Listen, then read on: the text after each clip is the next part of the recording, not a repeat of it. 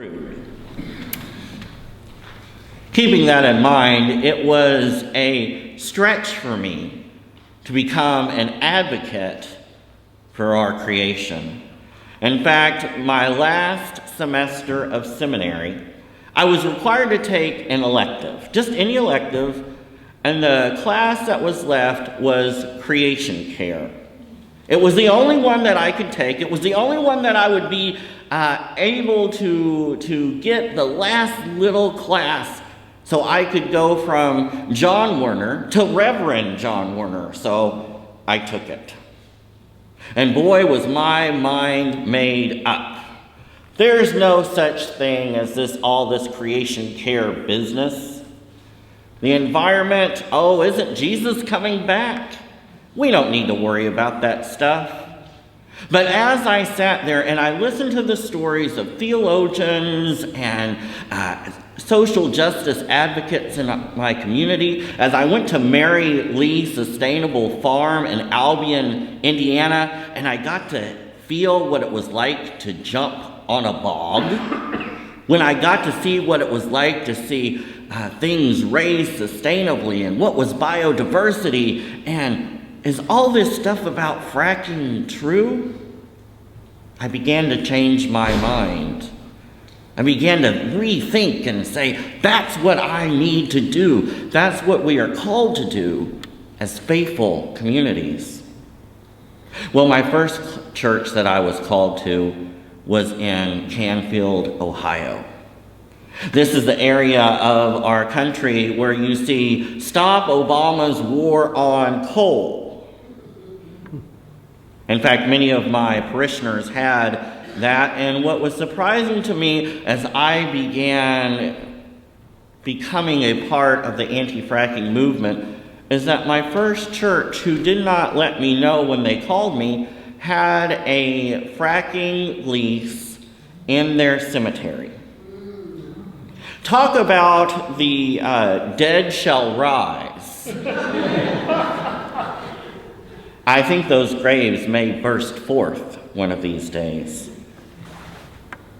So I tell you with an open heart and an open mind that we are called to take care of the world.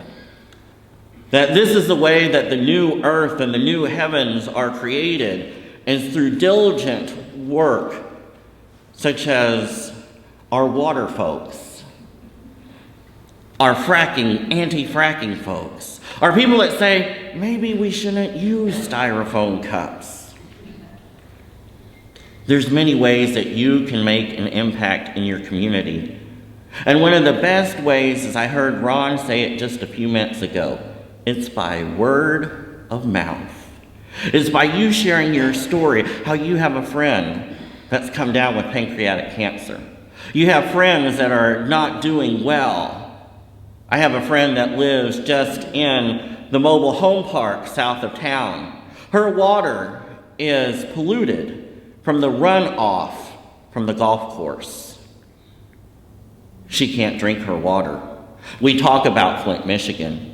We don't talk about Jefferson, Ohio. We have work to do, folks. So I'd like to read you a little bit from Isaiah to realize that there is hope for us, for those of us who are gathered. For I am about to create new heavens and new earth. The former things shall not be remembered or come to mind, but be glad and rejoice, for in what I am creating, for I am about to create Jerusalem as a joy and its people as a delight. I will rejoice in this place and delight in my people. No more shall the sound of weeping be heard in it, or the cry of distress. They shall build houses and inhabit them. They shall plant vineyards and eat their fruit.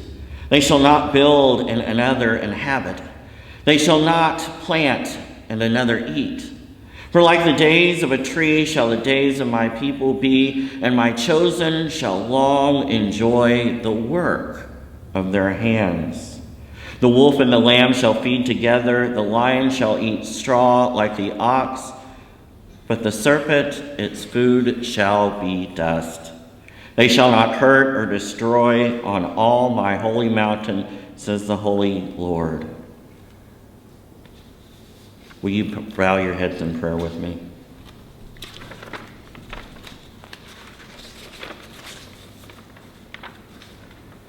O ever and creative and renewing God, the bounty of your gracious Spirit is all about us.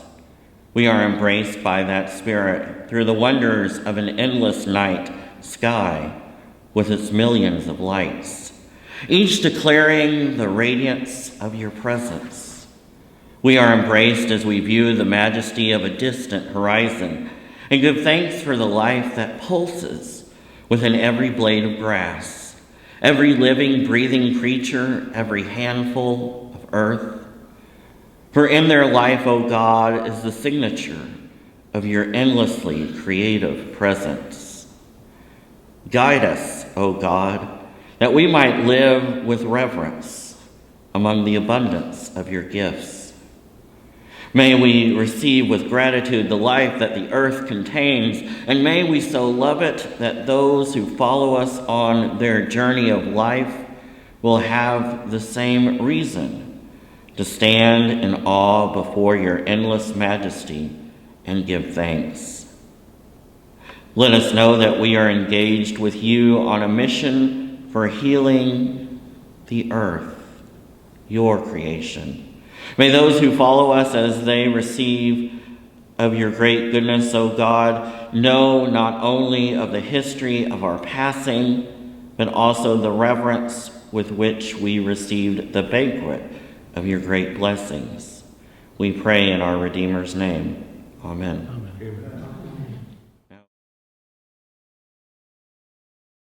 Yes, first. Hi, I'm Ann Rapus, and I'm one of the members of Ashtabula County Water Watch. We kind of loosely formed in 2012, and our name grew out of our concern for water, because water is life, and it's one of our most precious resources. We're a group of concerned citizens that came together initially over our concerns for fracking.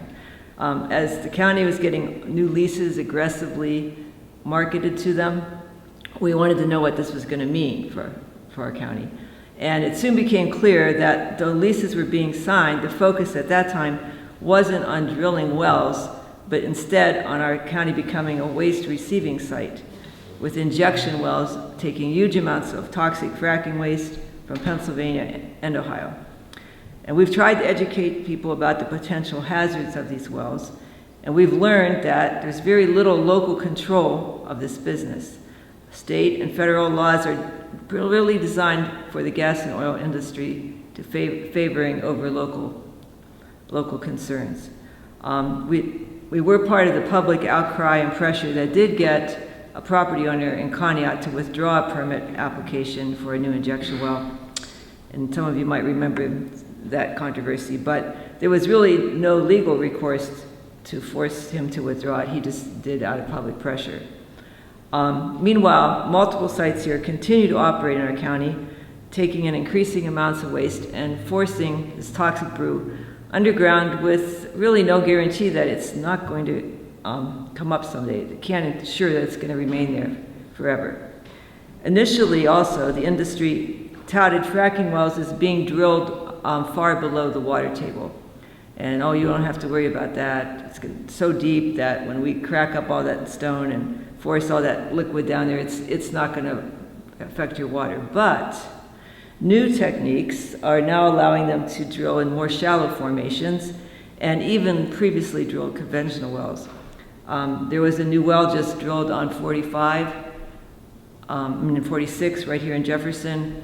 It's sitting there, the wellhead's sitting there. They said it's going to be a conventional well, but at some point, it probably will be fracked. So the expansion of distribution systems also poses its potential threat here in the county as new pipelines are developed, and the new compressor station, which can be a big source of air pollution and noise, especially for people living near it, is being built just north of Route 6 on Route 46, not too far from a large injection well site, Shale Logics. Ashtabula County Water Watch continues to see these developments as threats to our waters, but we've also kind of branched out into other environmental concerns as well. In our activities, we found out that mercury pollution is a big threat to our waters, not just from local emissions, but from legacy activity here in the county and global airborne pollution. Algae blooms are threatening Lake Erie and our inland waters. And while many local industries are good neighbors, there's a need to actively monitor those who regularly violate their discharge limits. And the new Petman iron ore facility just received an air permit that allows the release of sulfur dioxide, nitrogen oxide, VOCs, particulates, even as the American Lung Association gave Ashtabula County an F for high ozone days. So, the EPA's position is that their quality standards leave room for growth, which also means in levels of pollutants while still being safe. It's also being touted that Ashtabula County is open for business. The Riceburg line is a product of the fracking industry. It's bringing natural gas into the county for use by industry, and this coupled with our Port Authority renovating Plant C, giving them the ability to sell huge quantities of raw water from the lake, means new industries will be coming into our county. And we're also living in a time when our national leaders are working hard to relax regulations and interpret being open for business as lowering health and safety standards. So we have a new need for citizen vigilance and how these new industries will affect us ordinary citizens. Our families have spent years cleaning up past industries and have suffered the health effects of those pollutions. And we need to let our decision makers know that if they're going to bring new people in, they should be good neighbors. So our list is long, and we look to partner with other citizens that share our concerns about the environmental future of our county. We want to see our county grow in a sustainable way and that respects our health and our national resources. And we're going to be reaching out to other concerned people to work on that. So Steph is going to talk about some of our stuff we've done. I used that one. Or whatever. Thank you. Hello, my name is Stephanie. I'm also a volunteer with Water Watch. I'm going to send around, we have a clipboard in case anybody wants to get our emails. You can put your email address there. So Water Watch exists largely to educate people.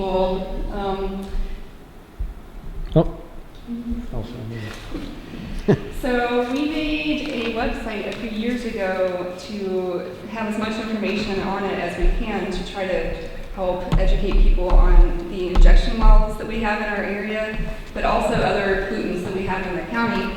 So our website is acww.us. And there's a part on it, educate yourself.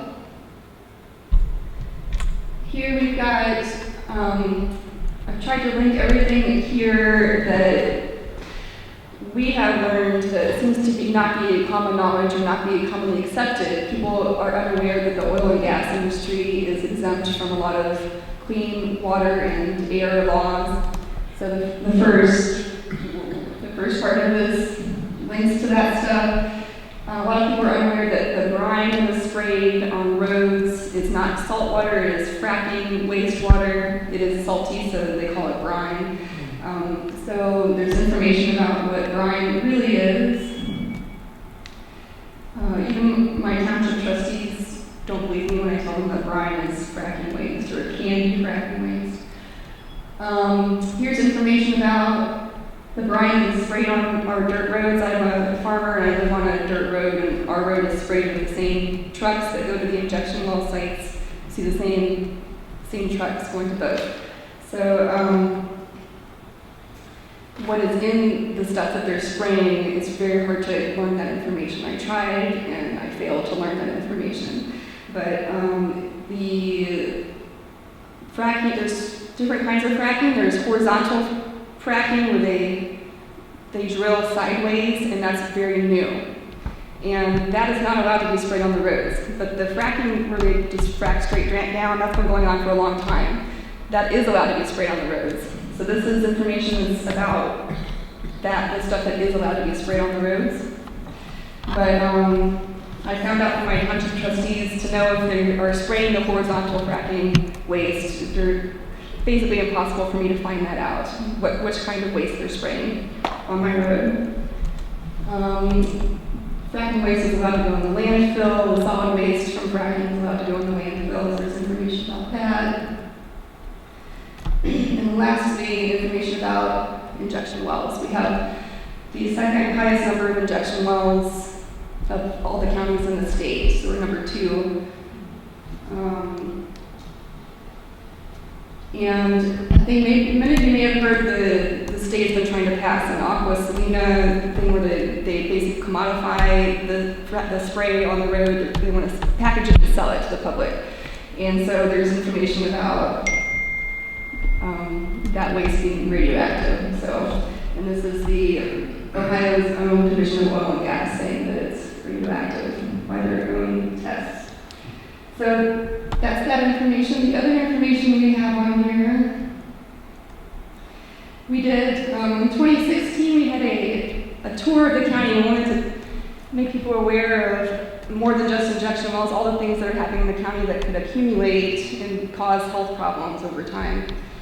But we also want people to know Ashtabula County is gorgeous and healthy and wonderful and way less toxic than Cleveland.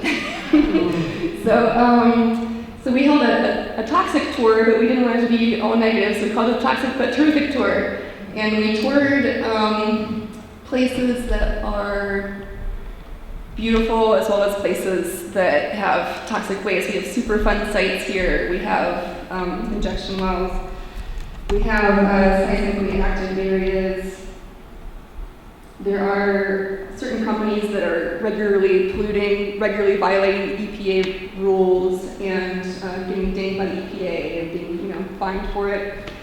We have brownfields. We also have terrific places as well. So we got a grant from the Center for Health and Environmental Justice.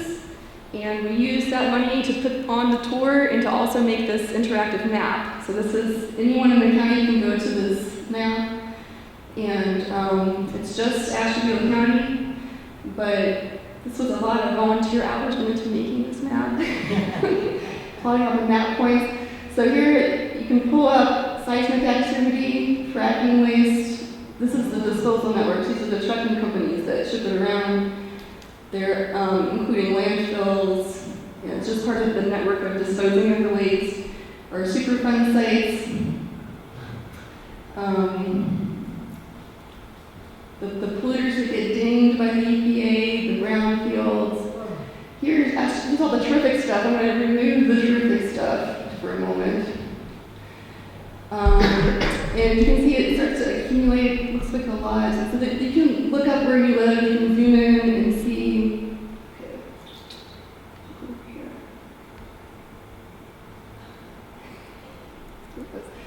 Okay, I can take this part away. And I pulled this up on my phone as well and driven around the county to be able to see all the spots as I'm driving through. I can look and see where things are. And you can figure out what is close to you. What do you live near? I can click on one of these spots and it tells me at the top. This is one of the polluters that got dinged by the EPA. These red ones are dumping sites. This was one of when they cleaned up the Ashtabula River. There's a Superfund site. They dredged the Ashtabula River and they put the dredges from the river in this spot to sit over time, and that's one of the Superfund sites we have. So it's just wanted people to be aware of this map, this interactive map, that you can learn about the various things that are in your own backyard. And there's lots of things that are not on the map, so we didn't want it to be this clutter of nothing, it just becomes nothing if it's too much. So we don't have abandoned oil wells and active oil wells and stuff like that that can be sources of pollution. Any questions about that? Do you know what percentage of the material that comes to the injection wells comes from Pennsylvania rather than from Ohio?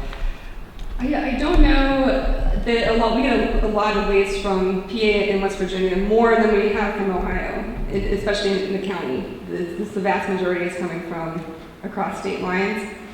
A lot of the information about injection wells on here are from Frack Tracker. Frack Tracker also has a map that's like this, and I feel like that their numbers might be a This little map more specific. shows that. Oh, there you go. He's got it.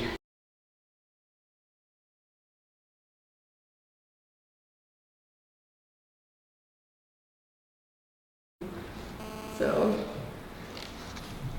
other questions? Yes. Yeah, as far as the brines concerned, We're gonna try to get everybody to use the microphone. People are different here in the village. I can help. Okay. Thank you.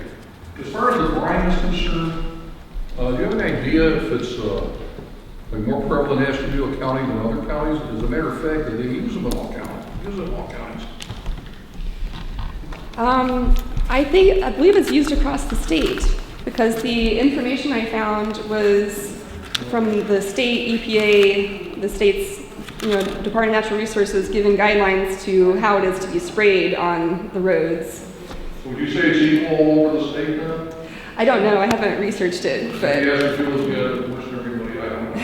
yeah, I don't know if it's worse, but there was a group of people in Conneaut that was trying to change what was being sprayed on the roads, and the conclusion was it's free. The township is broke, so we're getting this material for free. So that was kind of the resolution was no, we're not going to change because it was too cheap. There's a question here. You said that Ashtabula is number 2. Is Portage number 1? It's somebody help me. Yeah, is it Portage County is number 1? I think it is, yeah. Portage? I think it used to be, or they used to be. This I know map the shows, place where Athens is quite a few. if you look at this map, it shows the injection wells by county, and this is Ashtabula County and this is Portage County. So you can see Portage County is pretty heavily impacted. I just talked to Ted, he said there are 17 injection wells here in this county. 17, yeah. Yes. Doesn't Ohio get money from all the waste that comes from other states? The EPA or somebody gets money for that, right? The Ohio Department of Natural Resources, ODNR, collects money. They're paid by the barrel, how much they take in. And then the waste distribution companies that are spraying it or taking it to an injection well site, they're getting paid a certain amount as well. I don't remember the number. It's not a lot. It's like something per barrel. 5 cents per barrel from the state of Ohio and 20 cents per barrel from out of state. That's what they get. Yeah, that's what they pay. Yeah, it's in the state of Ohio we charge other states 20 cents per barrel to inject fluid in Ohio, and then we charge injection coming from the state of Ohio 5 cents. Okay, I have the mic. I just want to make sure everybody knows as a word of caution that there's a group that was sued and their case, they lost their case. Because they said the brine in their community was from horizontal fracking. So we have to be very careful because the industry is watching, opponents very carefully, and they like to sue people. So I just wanted to make sure everybody was aware of that. Yeah, there's fracking, which has been happening for a long time, and there's horizontal fracking, which is very recent, and it involves different chemicals, more radioactive stuff. So that's the one that you're not allowed to spray that on the roads. But the regulation is 100% being done by ODNR, and their staff doing that is very tiny, and not a lot of resources going towards those regulation efforts. Well, they're being paid, so it's not like a neutral group. Right. And they're being paid for it, right? Yep, they're being paid for the thing they regulate. All right, any other questions?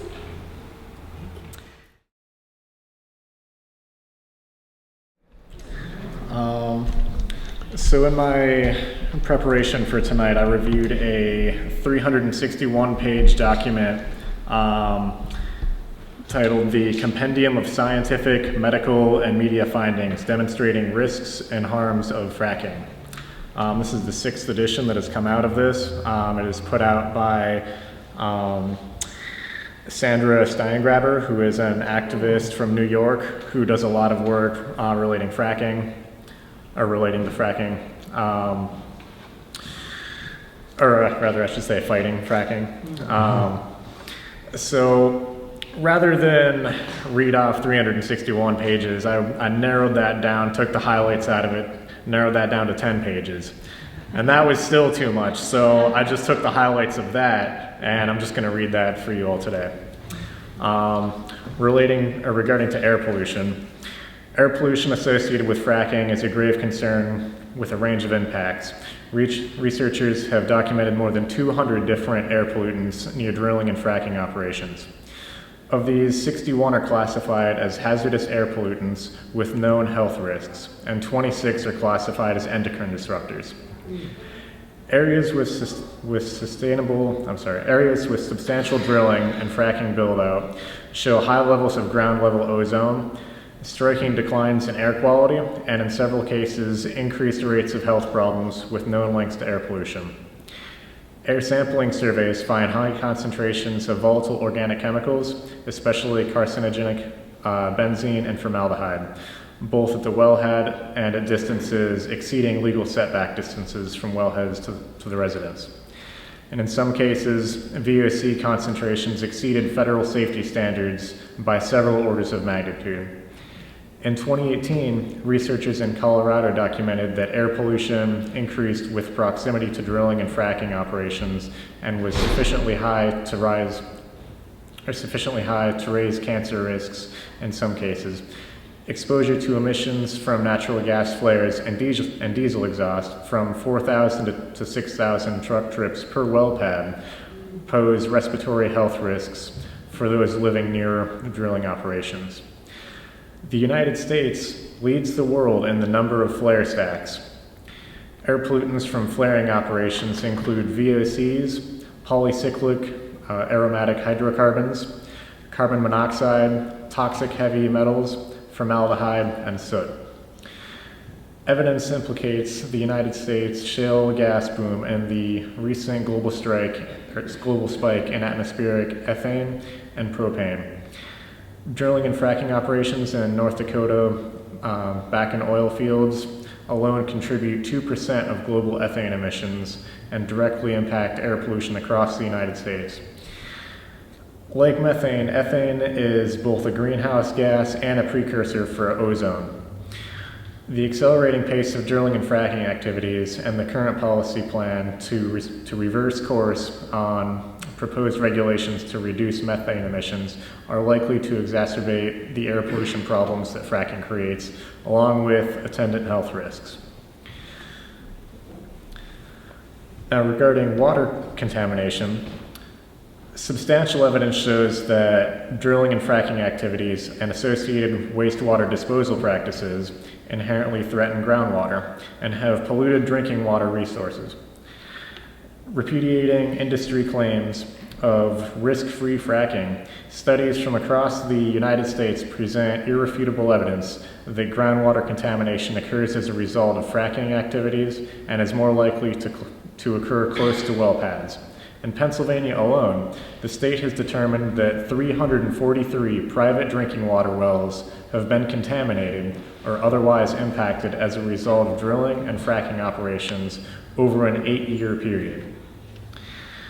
Just want to repeat that. 343 private drinking wells have been contaminated over 8 years. As determined by the United States Agency for Toxic Substances and Disease Registry, the chemical contamination of some private water wells in Dimock, Pennsylvania, posed demonstrable health risks, rendering the water unsuitable for drinking. Evidence of instances and pathways of water contamination exit even through scientific inquiry is impeded by industry secrecy and regulatory exemptions. In the 2005 Energy Policy Act exempts hydraulic fracking from key provisions of the Safe Drinking Water Act. As a result, fracking chemicals have been protected from the public scrutiny as trade secrets, and the oil and gas sector is the only U.S. industry permitted to inject known hazardous materials near or directly into underground drinking water aquifers. At the same time, in most states where fracking occurs, routine monitoring of groundwater aquifers near drilling and fracking operations is not required, nor are companies compelled to fully disclose the identity of chemicals used in fracking fluid, their quantities, or the fate once injected underground. Nevertheless, of the more than 1,000 chemicals that are confirmed ingredients in fracking fluid, an estimated 100 are known endocrine disruptors, acting as reproductive and developmental toxicants. Adding to the mix of our heavy metals, radioactive elements, brine, and volatile organic chemicals, which occur naturally in deep geologic formations and which are carried up from the fracking zone with a flowback fluid. As components of the fracking waste stream, the toxic substances also pose threats to surface water and groundwater. A 2017 study found that spills of fracking fluids and fracking wastewater are common, documenting 6,678 significant spills occurring over a period of 9 years in 4 states alone. In these states, between 2 and 6% of wells report spills each year. About 5% of all fracking waste is lost to spills, often during transport. Spills and intentional discharges of fracking waste into surface water have profoundly altered the chemistry and ecology of streams throughout the entire watersheds, increasing downstream levels of radioactive elements, heavy metals, endocrine disruptors, toxic disinfection byproducts, and acidity, and decreasing aquatic biodiversity and populations of zooplankton and sensitive fish species, such as brook trout. Recent studies documenting changes in the bacterial flora in groundwater following drilling and fracking operations represent an emerging area of concern. Demand for water to use in U.S. fracking operation continues to rise and has more than doubled since 2016. Unlike water used for agriculture and other industries, the water used in fracking that remains in the shale and bedrock is permanently lost to the hydrologic cycle. A suite of new studies now shows that fracking can deplete streams and aquifers in ways that contribute to water stress and water scarcity. In 2018, a 2018 study found that water use for fracking 69 operations increased by 770% per well between 2011 and 2016 across all U.S. shale basins. At the same time, the volume of wastewater generated during the first year of extraction increased by 1,440%. There is no known solution for the problem of fracking wastewater. It cannot be filtered to clean, drinkable water, nor is there any safe method for disposal. Recycling is expensive. Limited option that increases radionucleotide levels in subsequent wastewater. Underground reservoirs that receive fracking wastewater via injection into disposal wells, a practice that is linked to earthquakes, are reaching capacity in many regions in the United States. So I'm just going to go off on a side note here. In Youngstown, we recently had, there were 77 earthquakes that were linked to injection wells in the area. And I believe it was in 2014 or 2015. They shut down a couple of the wells there because U.S. Geological Survey found that they were directly related to injection wells in the area, or that earthquakes were directly related to those wells. After that, the state of Ohio passed legislation stating that they could no longer drill below a certain level. So I believe it's either 5,000 or 6,000 feet. Anyway, so I'll leave the rest of these highlights up to you because I'm sure this is not the most interesting. But if you'd like to learn more about this, these are highlights from the Compendium of Scientific, Medical, and Media Findings demonstrating risks and harms of fracking. So I'll just tell you a little bit of how I got involved and how the NAACP got involved. I'm the Environmental Climate Justice Chairman for Ashtabula County. We are working with people from around the state and around the country to formulate fracking legislation for the state of Ohio. One of the reasons that the NAACP got involved was we saw what happened in Flint and how bad that affected thousands of people. And we decided that something needed to be done, that somebody needed to stand up for the rights of the people because everybody deserves clean drinking water. And then you look I think it was a year later, at Toledo, and you saw the harmful algal blooms and what's going on there. And again, water is crucial to life. And so I've joined groups like the Ashtabula County Water Watch and NAACP because we live here in Ashtabula where we have our greatest resource is Lake Erie. There's nothing is more beautiful to me than on a summer day going up to the beach or going up to the lake and just looking at the water just to appreciate its beauty. And to risk contaminating that source of fresh water, which is 20% of the world's fresh water, by injecting fracking wastewater into the watershed, which could potentially one day leach out into Lake Erie.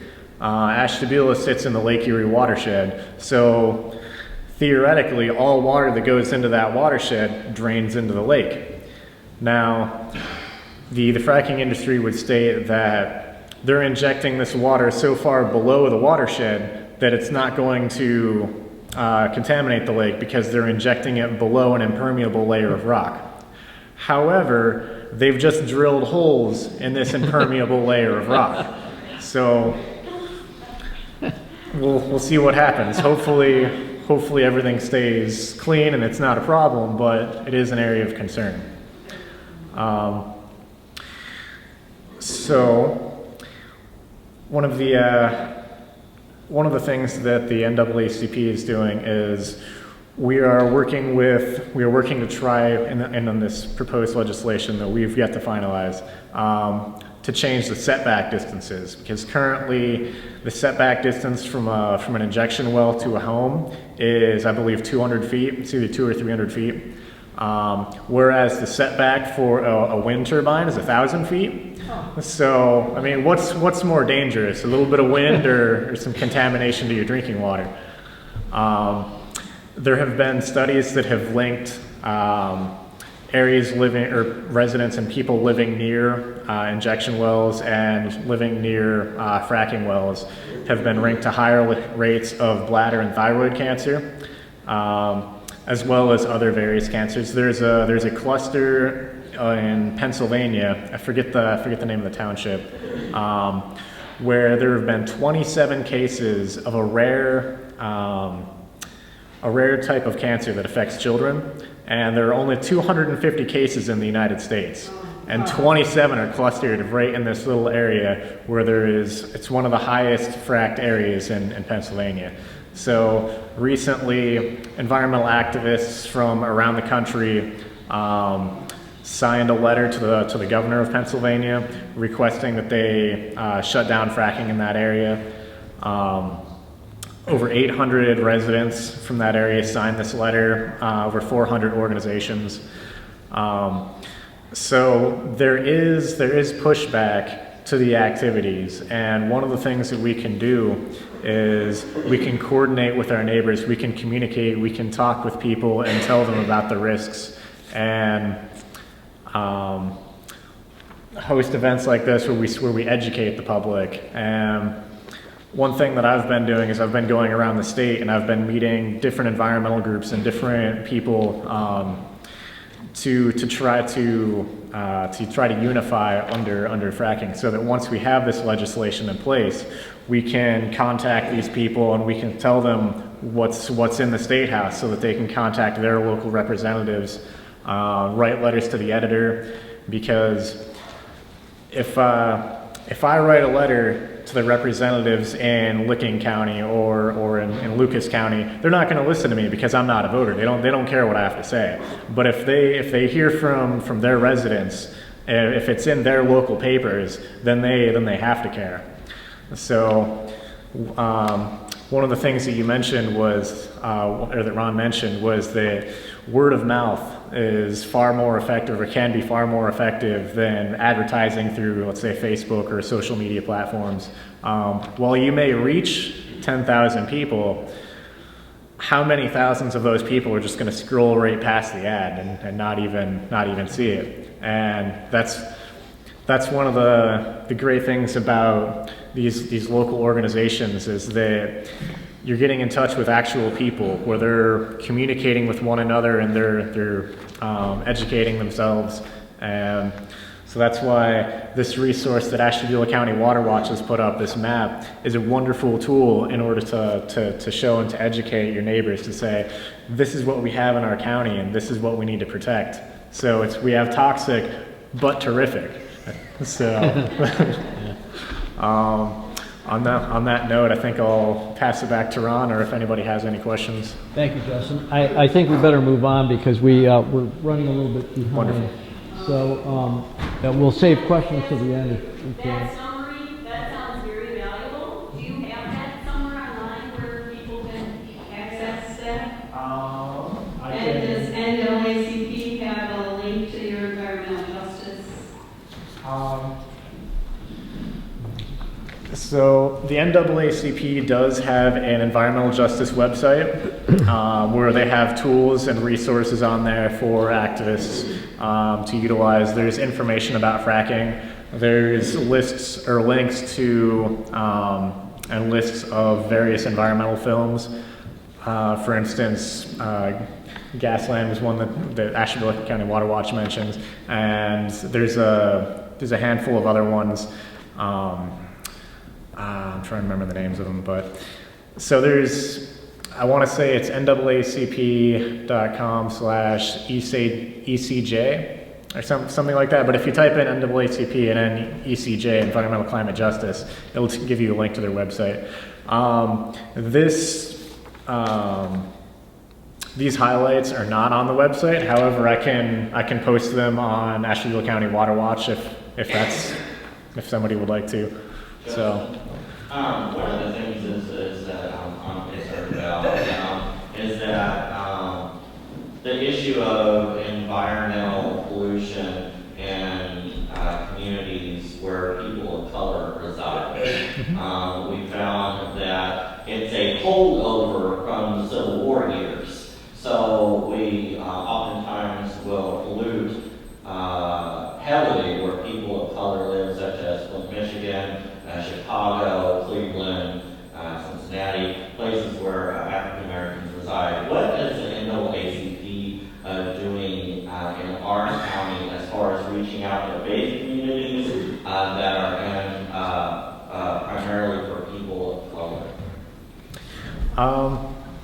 So we have, through Ron's organization, we've reached out to several churches in the area to let them know about this event.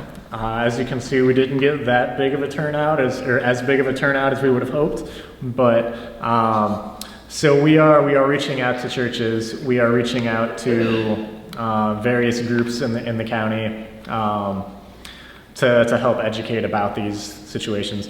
We'll be holding a speakers series. So we had Ted Alk from Frack Tracker come and speak at the library. We had 35 people turn out to that event. And the NAACP hosted that event. So we're reaching out, we're trying to educate, but this is only the beginning of our fight. We know that we've got a long way to go, but everything starts with a beginning, so.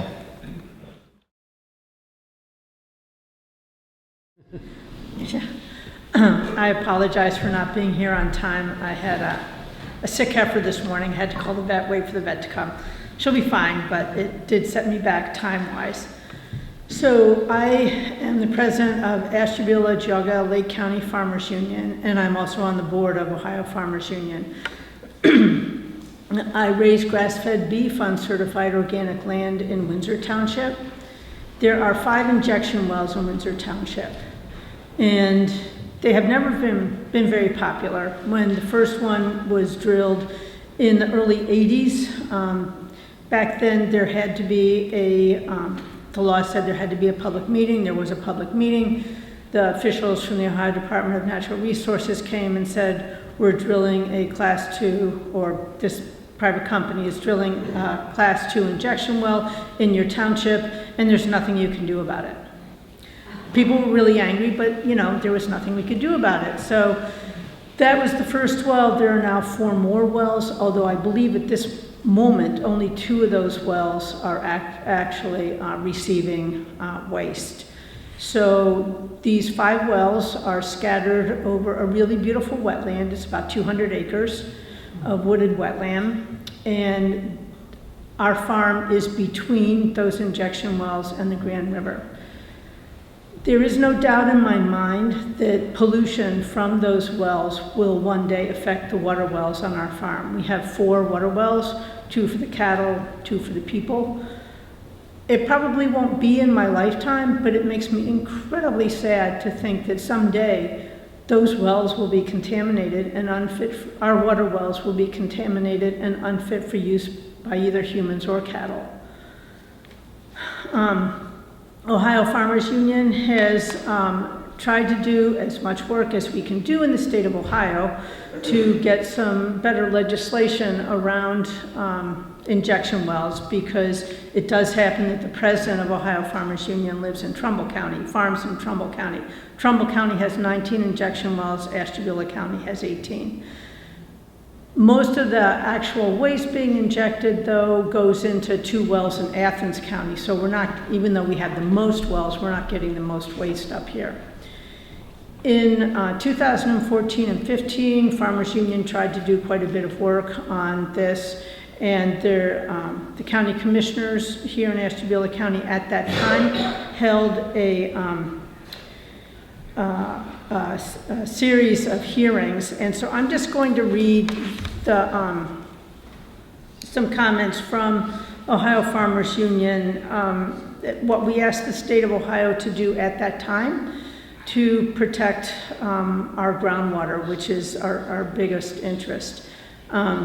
So this was 2015. The state of Ohio didn't do any of this, but I just want to make sure that people understand that there is one farm organization in the state of Ohio that is concerned about this and that has been working about it. Even though we are not the biggest and the most well-known, we're the best.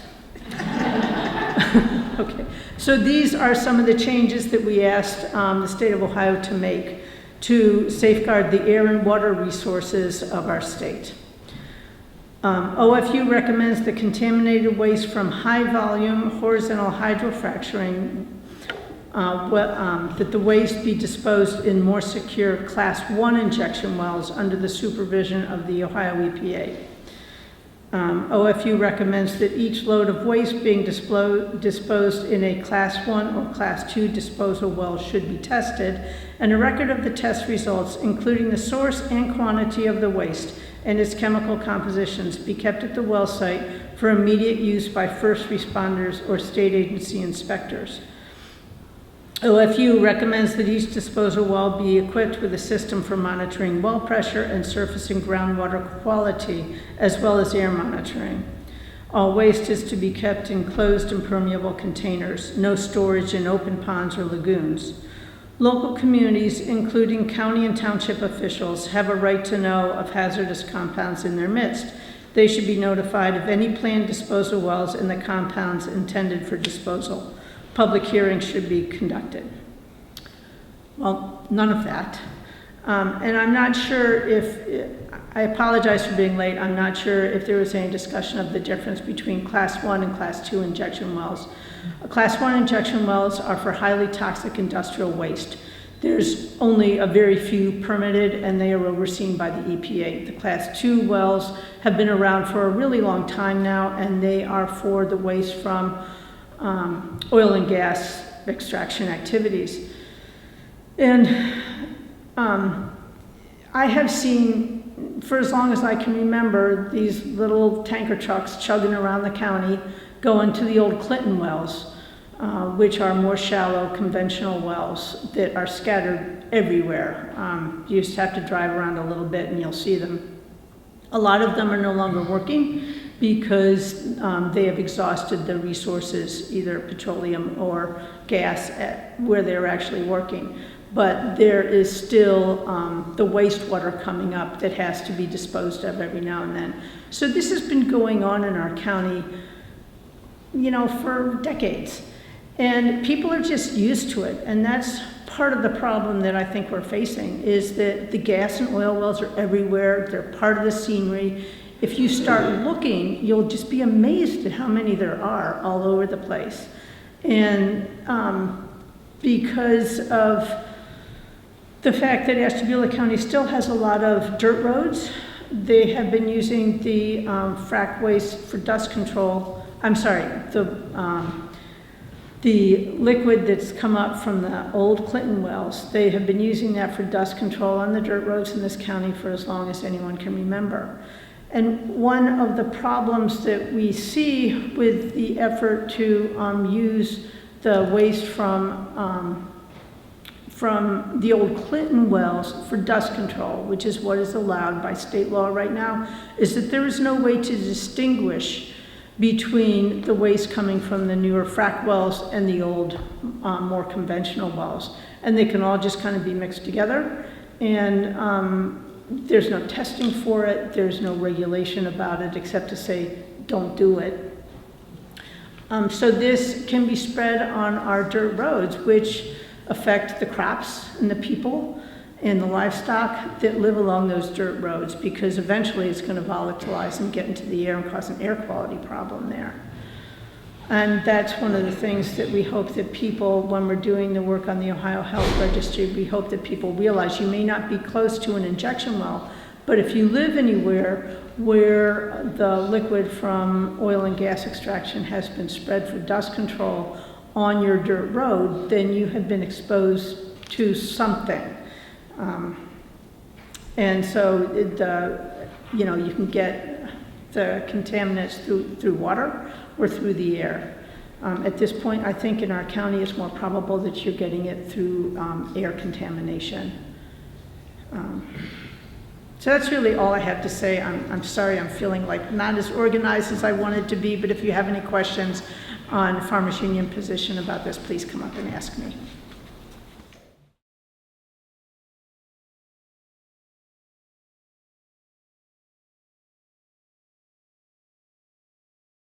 It is really a delight to be here, and I'm so thankful. Let's see, I don't want all this to fall off, so let's do this. Okay, I'm going to talk mostly off the cuff. I'm really here to talk to you about what we can do about this. I think that I didn't get to hear all the speakers, but the ones that I heard, I think they've identified some of the problems. The Ohio Health Registry, we are designed to be a response to this issue. Who should be considering being part of our registry? We say if you live within 5 miles or go to school or work within 5 miles of any part of the infrastructure for shale development, that could include well pads, injection wells, compressor stations, pipelines, cracker plants, glycol dehydrators, even condensate tanks and flowback lakes, then you should be considering coming and joining our registry. On a little broader note, Ted Ock says if you live in a county with any of those, you probably ought to be in our registry, because Ted is on the board of the fact, and he thinks that the Ohio Health Registry is really important as a response to what's going on. I'm a physician, I'm a family practice doctor with extra training in functional medicine, where we deal with how do you clear stuff out of your body. And I would say there are two kinds of people that ought to consider being in our registry. If you drink water, or if you breathe air. If you're not in that, either of those categories, don't bother, but if you are, you really need to pay attention, because we cannot live without those two things. You have less than 2 to 4 minutes without air and you're dead, meaning oxygen, and you have 3 days or less if you don't have water that's pure and isn't going to make you sick. So that's why I got involved, because I was horrified as I learned about this. And I will also say that I spent about 2 years lecturing across Ohio very early in this game, because someone was stupid enough to try to lease the land that I live on, where we have an organic orchard, which means it doesn't produce anything yet. But so that's how we got involved. And as you research this, you just can't believe it, because you can't make this stuff up. But one of my what I realized early on was I was a lot madder than everybody else. Well, that's because I'm a doctor. So I was having enormous fits about what I could see that was happening, what I read about, and what I had experienced, because I lived in Oklahoma for 10 years. This started while we lived in Oklahoma. Before 2005 in Oklahoma and Texas, they were experimenting with hydraulic fracturing.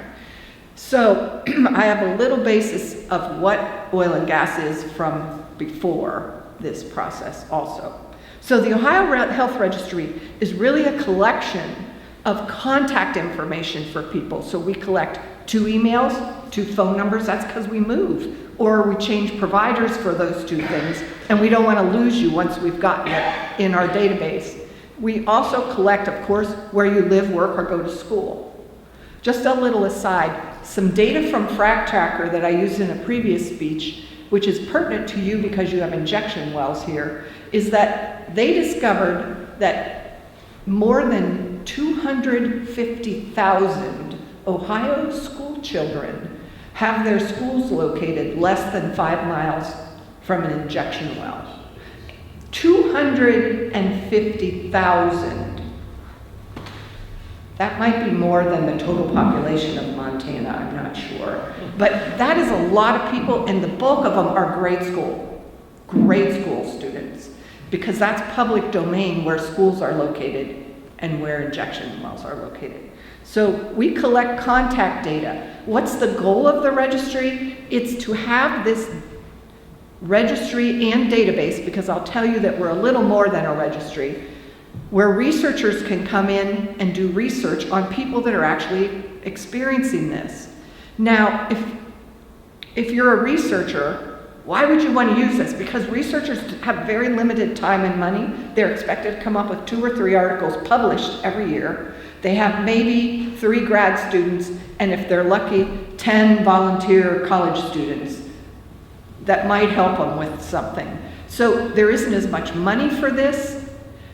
And look at where this is occurring. It's all spread out in rural counties where there aren't usually universities. Often there's a community college, but that's about it. So it's very hard for them to get a couple thousand people together to do any meaningful research, because if you want to show that something is happening, you need more than 50 people. You need several thousand people. I asked a researcher, how many people have we got to get? There's like 12 million people in Ohio.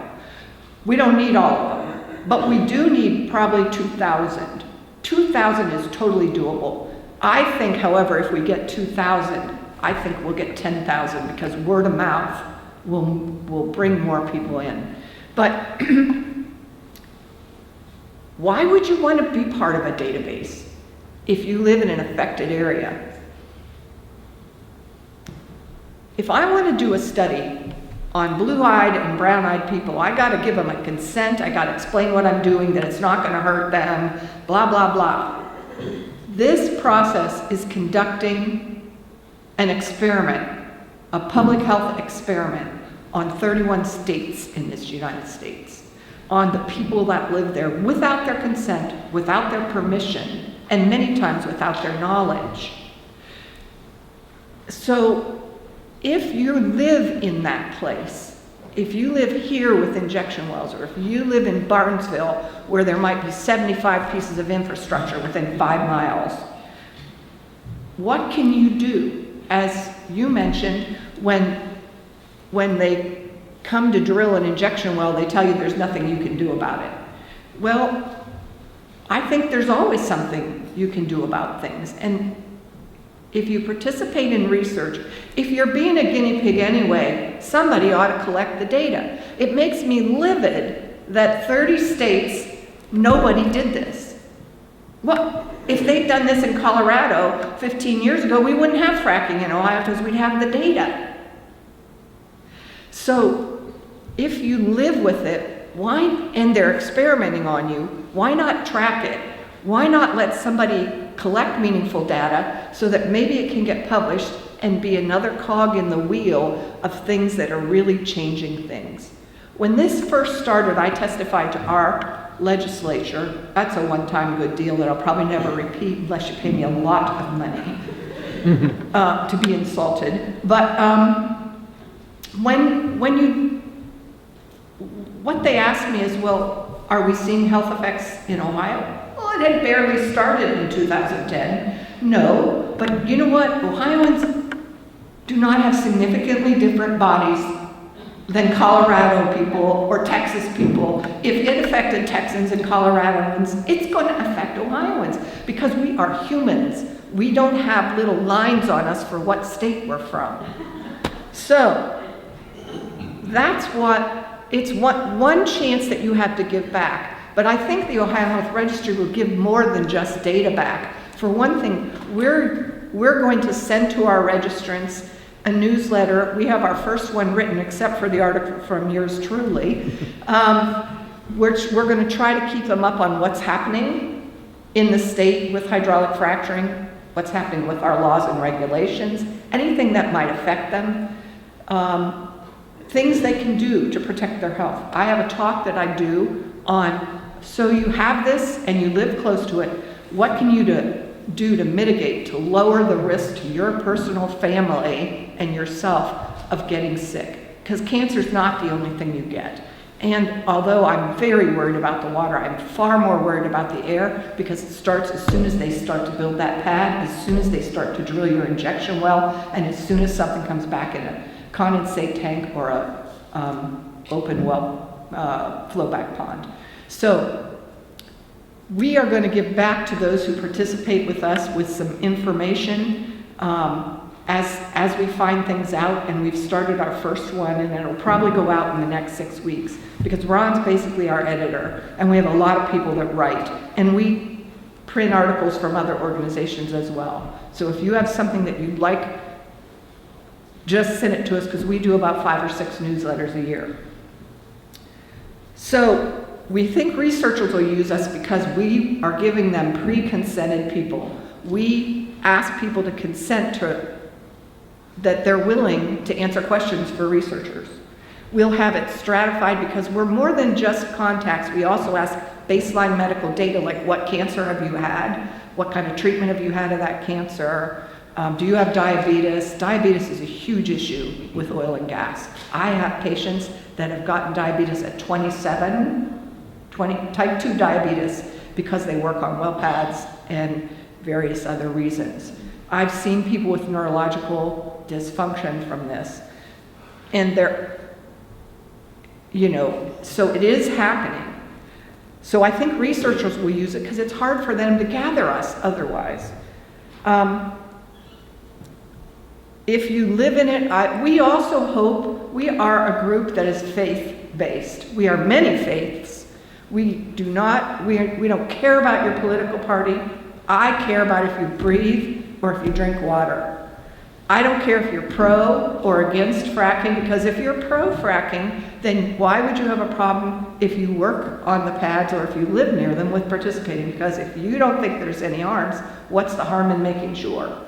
So we're kind of a nonpartisan, all that, but we also care about the people we're going out to assess. And so we have started collecting stories, and we think that as we get out into the more affected regions like this, that we will find other tangible ways that we can help. We are an entirely private organization. We don't have any government funding by design. We don't have any government input. We aren't affiliated with one university because we were afraid they'd be taken over by oil and gas and we'd be dissolved. And you know, you don't want to be associated with the government because the next election they can dissolve you. Much of our funding, most of our work is done by volunteers. In this room, there are several, probably 10 people that helped write the registration. And so we have a lot of volunteers. We have occasionally hire someone temporarily to help with big events, or like we have a summer intern, and we had one last year. So, but we're mostly privately funded. We have gotten some grants. We have had some large donations from individuals and from groups.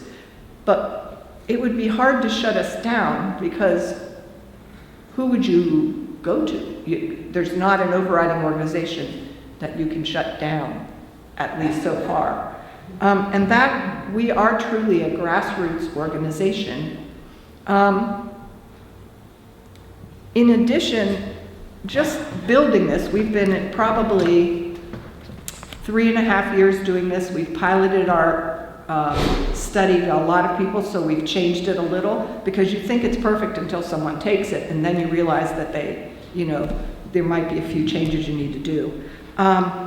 We have more than 40 registrars trained, but that is something that we hope we'll get more of, particularly from regions that are experiencing a lot of infrastructure, because it's better if people don't have to drive 3 hours to get to you, because if they can drive less than an hour, then you can meet on Tuesday night.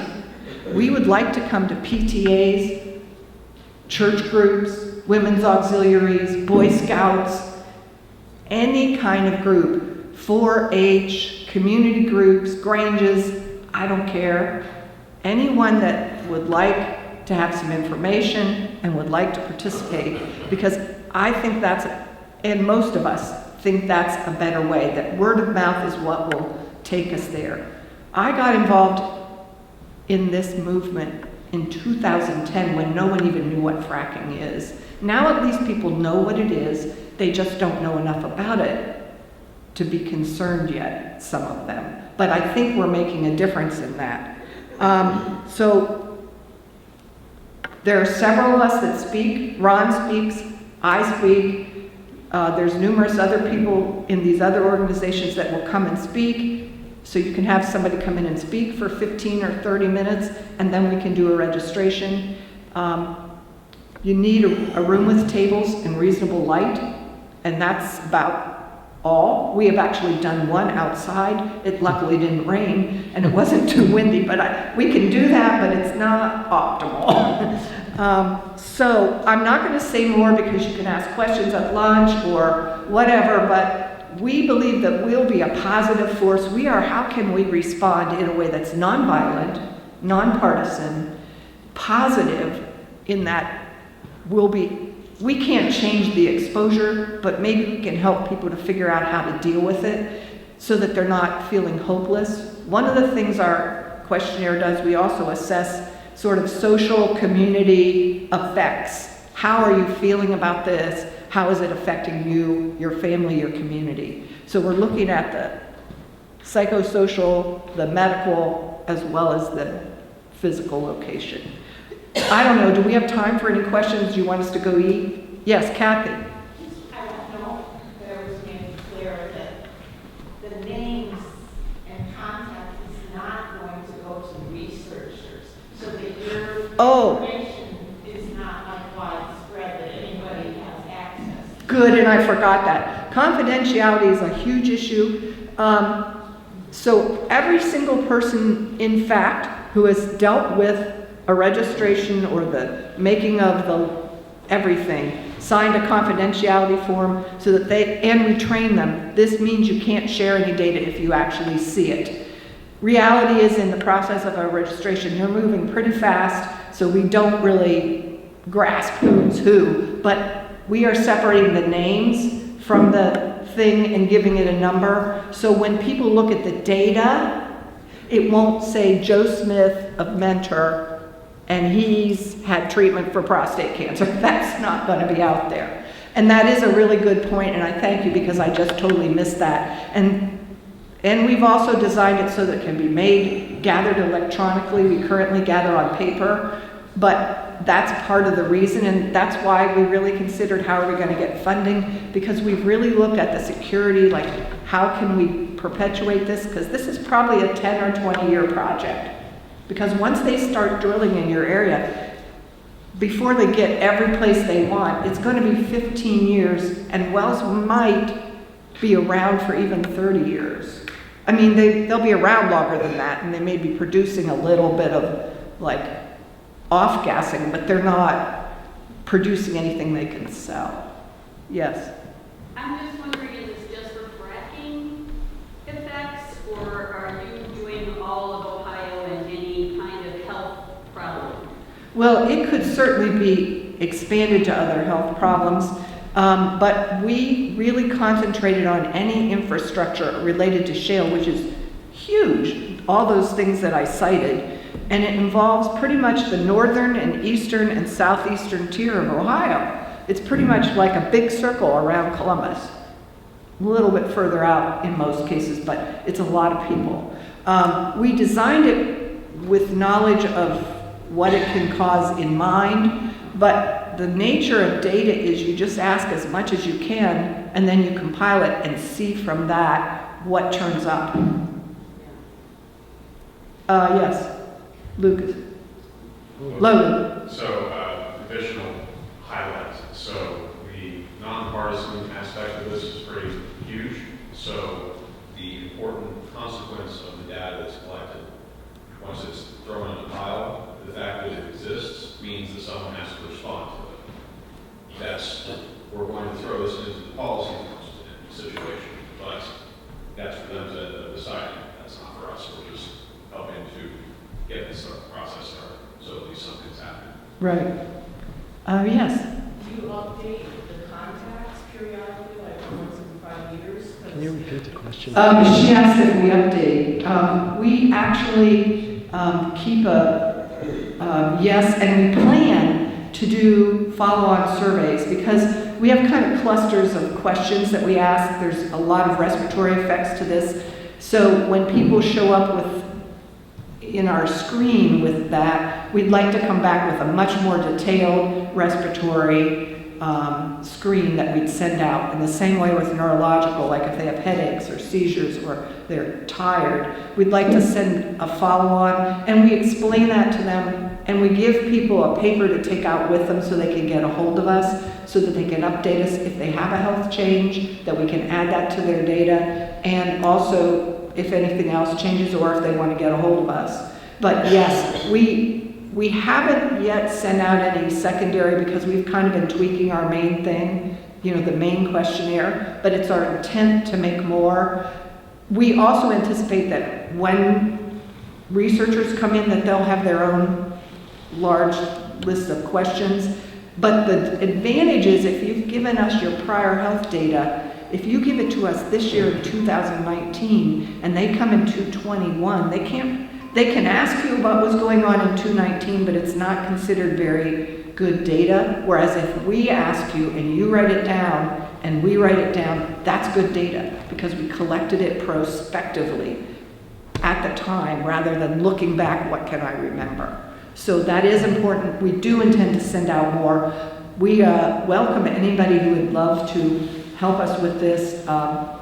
I can tell you, Kathy's the person that got me involved with FACT, the one who asked the first question. Back in the back is Linda New, who was helping us with questions, teaching us about Google pages and Wiki pages so that we could store it. And I'm here to tell you, if you have an organization, you need some teachers in in because they're really good with people and they're really good with data. And we have Manny, who helped us write questions. Her background is IT. We've had, computer people with us all along, but she also helped us write questions. She's one of our chief registrars. We've all kind of expanded our horizons and sort of pushed our envelopes for what we know anything about.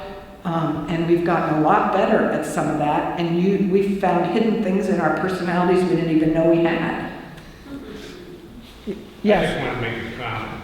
Living in the Great Lakes region, I don't know if the average person realizes that we live in the area where there's the largest concentration of fresh water in the world, and it should be protected.